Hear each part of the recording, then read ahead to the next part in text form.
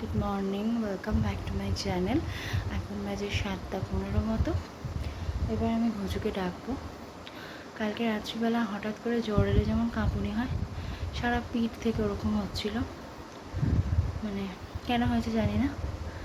তো নিচ থেকে এলাম, আজকে করলাম ছেঁচড়া আর আলু ফুলকপি দিয়ে মাছের ঝোল। রান্না ডান।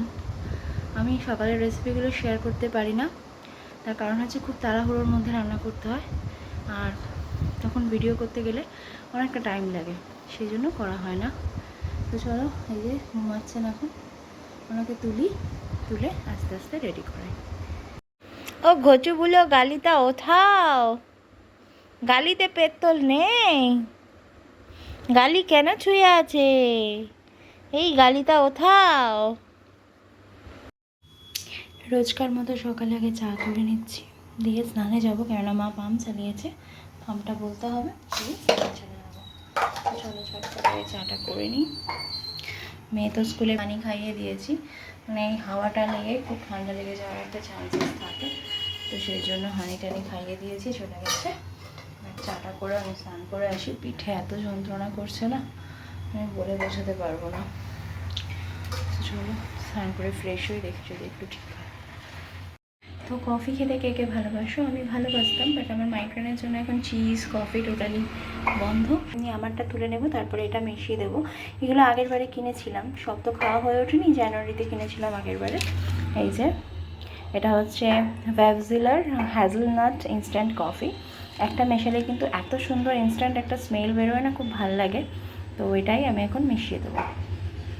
চল বিছানাটা গুছিয়ে নিয়ে তারপরে একেবারে স্নানে যাই। এই জানলাটা দিয়ে বেশ ঠান্ডা হাওয়া আসছে, মানে বেশিক্ষণ খোলা রাখবো না, একটুখানি খুলে তারপরে রোদ্দু যদি ওঠে তো ভালো, নাহলে বন্ধ করে দেবো। দেখো কালকে রাত্রিবেলা আমি এটা ডাস্ট ক্লিন করলাম, হেডবোর্ড পুরো ক্লিন করলাম, ভেতরগুলো ক্লিন আছে, ওপরে আবার ডাস্ট চলে এসছে। আজকে আর কমফোর্টার আর ব্ল্যাঙ্কেটটা রোদে দেবো না, কারণ এদিকটা করেই কাজ হচ্ছে, তো ধুলোগুলো সব এসে লাগবে, দরকার নেই। আজকে ঘরেই থাক, কাজটা এদিকে মিটুক, তারপরে দেবো। ওখানে একটু রোদে দিলে কি ভালো লাগে, বেশ ফ্রেশ লাগে জিনিসটা, কিন্তু উপায় নেই এখন, মানে পুরো ধুলোগুলো এসে লাগবে। কালকেও দিতে পারিনি, তার আগের দিন দিয়েছিলাম। আর এই কমফোর্টের কালার, মানে কমফোর্টারের কালারটা এতটাই লাইট, ধুলো লাগলে না পুরো নোংরা হয়ে যাবে, তখন আবার ওয়াশ করাতে দিতে হবে। এখনও ওই জন্য আর দিলাম না। তো চলো, হয়ে গেছে মোটামুটি ক্লিন করা, উপরটা একবার ঝেড়ে দিয়ে স্নান করে পুজো দিয়ে তারপরে চা খাবো। মায়েরকে নিয়ে চলে এলাম, আমার শরীরটা এতটাই খারাপ যে তোমার দাদাভাই বেরোবে, বাট ওকে নিয়ে এলাম ওর সাথে গিয়ে, তারপরে এখন আর খেয়ে দিয়ে বেরোবে। তো চলো এখন ফ্রেশ হই, দিয়ে মাইলিকে স্নান করাই, দিয়ে নিচে যাবো। দাদাভাই এখনও আসেনি, ঘুম বলতে গেলে আধ ঘন্টা মতো একটু ঘুমিয়েছি। মেয়ে 4টের সময় ওটা নিচে গেছে, আমি 4টে থেকে 4:30 আধা ঘন্টা একটু ঘুমিয়েছি। তার আগে মা এই করবো, মা ওয়াশরুম যাবো, মা এই দাও, মা ওই দাও। তো বিছানাটা গুছিয়ে নিই, পরের মানডে থেকে ওর পরীক্ষাও পড়তে বসাবো, আর 8:15টার সময় ওর টিচারও আসবে। তো চলো ঝটপটাকে বিছানাটা গুছিয়ে তারপরে মায়ের পাম্প চালানো হয়ে গেলে আমি নিচে যাবো, দিয়ে চা বসাবো। একটা সময় দেখবে আমাদের ঘরে আমরা থাকবো না, এইসব ট্যাপাট্যাপিরাই থাকবে। এই যে এটা কালকে কিনে নিয়ে এসেছে মা বড় মার ওখান থেকে, আর এটা তো ছিলই, দিয়েছিল বার্থডেতে। তো সারা ঘরে এইসবই থাকবে, আমরা ঘর থেকে বেরিয়ে দেবো, আর আমরা থাকবো না। এগুলোকে এখন সাজিয়ে রাখলাম, এখন একটা ধূপকাঠি ধরিয়ে দিই ঘরে। মায়ের এখনও পাম্প চালানো হয়নি, পাম্প না চালালে আমি নিচেও যেতে পারছি না, কারণ নিচে এখন বাইরে গিয়ে দাঁড়িয়ে শোনা মানে মশাকে রক্তদান করা, তো মশাকে রক্তদান করার কোনো ইচ্ছে আমার নেই। এখন বাজে 5:15, বাইরেটা আমি তোমাদের জাস্ট দেখাচ্ছি, দেখো পুরো মনে হচ্ছে 7-8টা বেজে গেছে।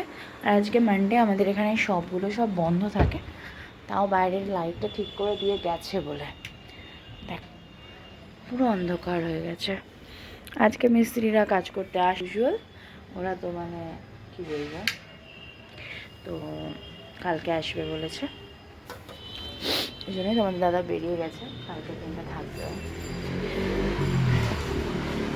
কিছু শুকাচ্ছে না জামা কাপড়, আজকে একদম রোদ ছিল না, তার মধ্যে কেচেছিও আমি প্রচুর। ওদিকে জানলা পুরো ভর্তি, এদিকে ব্যালকনি, ছাদেও ছিল।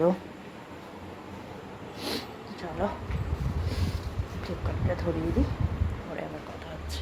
এখন বাজে প্রায় 9:30, মেয়েকে পড়িয়ে চলে গিয়েছে। একটু ব্যালকানিতে এলাম, একটা ব্যান্ড বাজিয়ে ঠাকুর গেল না কি গেল বুঝতে পারলাম না, দেখতে পেলাম না, এলাম সেই জন্যই। বাইরে কিন্তু একটু হালকা হালকা ঠান্ডা লাগছে, যদিও আমার ঘরে পাখা চলছে। আর গোলাপ গাছকে কি করব সেটা যদি তোমরা জানো আমাকে একটু জানিও। জল টল তো দিচ্ছি, কিন্তু নতুন পাতা সেই অর্থে গজাচ্ছে না।